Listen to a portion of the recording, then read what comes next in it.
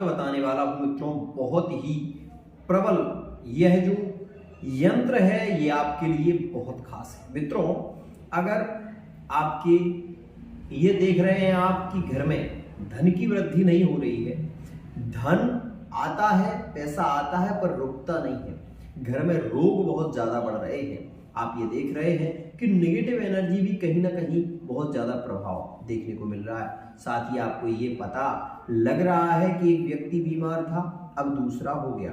घर में बीमारियों का अधिक होना यह एक विशेष रूप से मित्रों बुरी आत्माओं का प्रभाव होता है। मित्रों, आज मैं एक ऐसा यंत्र आपको देने जा रहा हूं, अगर इस यंत्र को आपने किसी भी ग्रहण काल में बनाकर और विशेष रूप से इसको अपने दरवाजे के ऊपर फोल्ड करके और मित्रों दरवाजे पर अगर इसको बांध दिया तो मित्रों 1000% आप ये देखेंगे कि रोग बिल्कुल खत्म हो जाएंगे। साथ ही साथ मैं आपको बता दूं कि यहाँ पर कोई भी नेगेटिव एनर्जी आपके घर में प्रवेश नहीं करेगी। लेकिन इसके लिए आपको क्या करना होगा, यह सारी विधि मैं आपको विस्तार से बताता हूँ। मित्रों, सबसे पहले आप इस यंत्र को देखिए।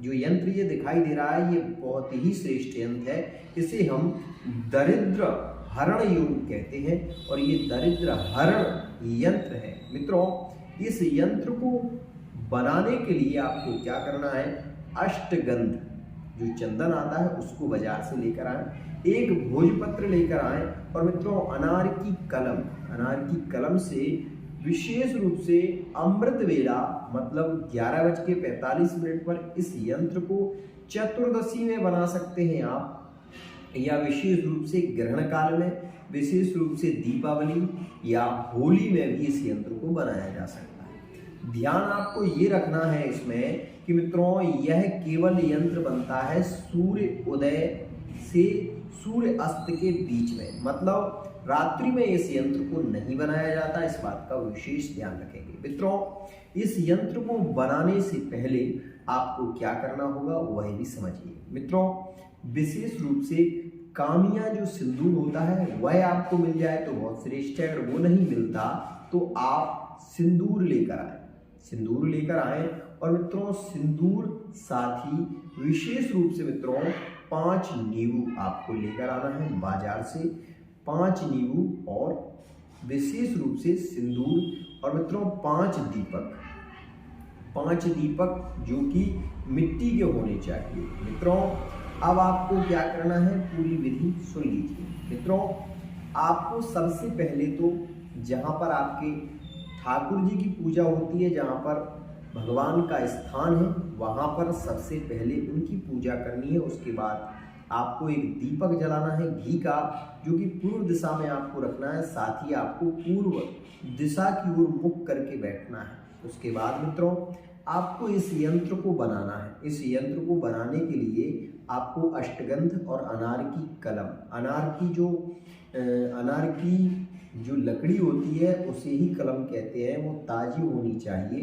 तो उसको लेकर आए और उसको थोड़ा सा चाकू से छील कर और इसमें डुबो के इस यंत्र को मित्रों विशेष रूप से बनाएं। यह यंत्र जब तैयार हो जाएगा तो मित्रों इस यंत्र को तैयार होने के बाद आप एक धूप बत्ती जलाएं और धूप बत्ती जलाने के बाद इस यंत्र को सामने रखकर उस पर 7 बार घुमा दें। मित्रों, घुमाने के बाद आपको ये यंत्र विशेष रूप से स्वतः सिद्ध हो जाता है। तो इस बात का विशेष ध्यान रखें कि यह केवल ग्रहण काल में ही होगा और ग्रहण काल में कब होगा ये भी समझिए। मित्रों, ग्रहण होने से पहले यह यंत्र यदि आप बना लें तो अच्छी बात है, अगर नहीं बनता है तो ग्रहण से जब चंद्रमा का ग्रहण हो या सूर्य का ग्रहण हो तो उस समय में आपको विशेष रूप से इस यंत्र को बनाना है। ध्यान रखें मित्रों, यंत्र बनाने के लिए आपको वो ही समय स्नान ध्यान करने के बाद सूतक काल में ही आप इस यंत्र को बना सकते हैं। इस यंत्र को बनाने के बाद आप रख दें और जब चंद्रमा का ग्रहण समाप्त हो जाए या सूर्य का ग्रहण समाप्त हो जाए, फिर पुनः स्नान करने के बाद आप इस यंत्र को इस पर गंगाजल छिड़कें। गंगाजल छिड़कने के बाद मित्रों इस यंत्र की पूजा करें। पंचोपचार पूजा होती है धूप, दीप, चंदन और मित्रों आप गंध मतलब चंदन लगाने के बाद, धूप दीप देने के बाद थोड़ा सा प्रसाद इस यंत्र के रूप में। इस यंत्र का एक विशेष प्रभाव है मित्रों, ये यंत्र बन जाएगा। यंत्र बनने के बाद आपको क्या करना है, जो मैंने 5 दीपक आपको दिए हैं वो 5 दीपक में आप तेल का दीपक या घी का दीपक, विशेष रूप से तिल का तेल, तो तिल के तेल के दीपक बनाइए 5, और या फिर आप बनाइए घी के 5 दीपक। मित्रों इनकी जो बत्ती होनी चाहिए वो पूर्व दिशा की ओर होनी चाहिए, इस बात का विशेष ध्यान रखें। तो इस यंत्र को बनाने के बाद इस यंत्र की जो बत्ती मतलब जो दीपक की बत्ती है वो वहाँ से सीधी होनी चाहिए पूर्व दिशा की ओर, और उसके पीछे आपको ये नींबू रखने हैं चारों दिशाओं में। और 5वां जो आप दीपक रखेंगे वो आप अपने बीच छत पर रखेंगे, ये भी ध्यान रखना है। छत पर रखना है, अगर छत नहीं है तो चारों कोनों पर, विशेष चारों कोनों पर, और एक बीच में जमीन पर ही रखना है तो बीच में रखिए। ऐसा करना है आपको। इससे क्या होगा कि आपके ग्रह का बंधन हो जाएगा, और ग्रह का बंधन हो जाएगा उसके बाद कोई भी बुरी आत्मा, कोई भी भूत, कोई भी प्रेत, कोई भी कितना भी बड़ा भूत प्रेत हो वो आपके ग्रह में कभी प्रवेश नहीं कर पाएगा। मित्रों एक स्थिति और भी है, अगर आप किसी के यहाँ पर तेरहीं को खाने जाते हैं या सूतक हो जाता है तो यह जो सिद्ध यंत्र है ये अशुद्ध हो जाए और इसका प्रभाव भी समाप्त हो जाएगा। इसलिए आपको ये विशेष ध्यान रखना है कि जब आपके घर में सूतक लगे, मरण सूतक या विशेष रूप से जन्म का सूतक, दोनों ही सूतक होते हैं, तो मित्रों अगर सूतक लगता है तो आपको सूतक के बाद ग्रह में गंगाजल अवश्य ही छिड़कना है। साथ ही साथ आपको एक नीम का पौधा लेकर अपने घर में पंचगव्य, गाय का जो पंचगव्य होता है, घी, दूध, दही, गौमूत्र और गोबर, इनसे बनाकर पंचगव्य पूरे घर में छिड़क दें। ऐसा करने से मित्रों कभी भी नेगेटिव एनर्जी आपके घर में प्रवेश नहीं करेगी। इस यंत्र को गौर से देख लें, इस यंत्र को ही बनाना है, इस बात का विशेष ध्यान रखें।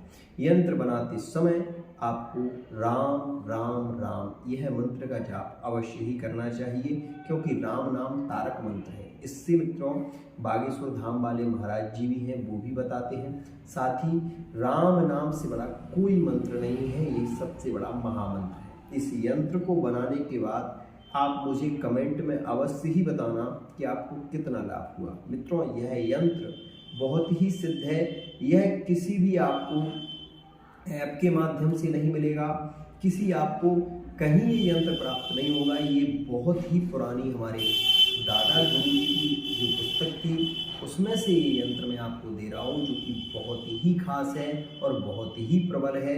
इस यंत्र का प्रयोग कभी खाली नहीं जाता, इसलिए विशेष ध्यान रखें। मित्रों इस यंत्र से भूत प्रेत इत्यादि आत्माएं तो कभी आती ही नहीं है, साथ ही घर में धन की वृद्धि होती है और लक्ष्मी की वृद्धि बहुत ही शीघ्रता से होती है। साथ ही संतान का सुख प्राप्त होता है, कभी भी भूत प्रेत आत्मा से आपको भय नहीं रहता। आज के लिए इतना ही।